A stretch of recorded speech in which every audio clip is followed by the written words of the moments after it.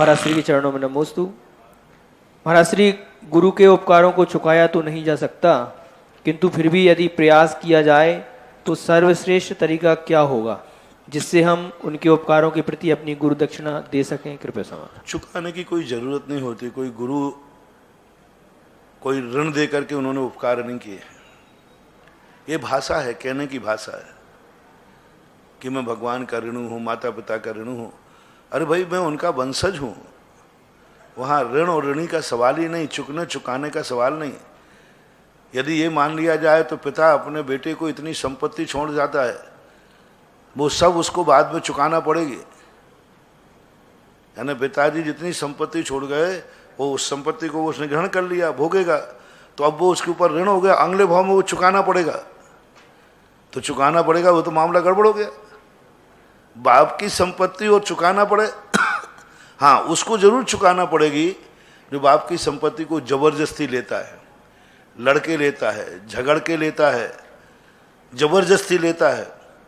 तो जरूर पिता की भी संपत्ति क्यों ना हो, पिता की संपत्ति को लड़ झगड़ करके लेने वाला पिताजी से लड़ झगड़ के ले रहा है तो बराबर कर्जे में जाएगा, उसको चुकाना पड़ेगा।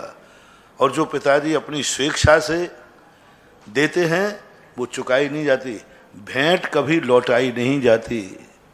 इसलिए गुरुओं का जो ऋण है कुछ नहीं है, एक छोटे से शब्द में सुलट जाएगा।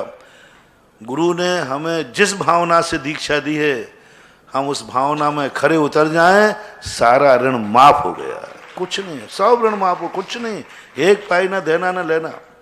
बस हमें तो ये पकड़ना है, गुरु हमें दीक्षा देने का गुरु का भाव क्या है, क्या चाहते हैं मेरे से, किस लिए मुझे दीक्षा दी, किस लिए मुझे पढ़ाया, किस लिए मुझे इतना समय दे करके इतना बड़ा किया।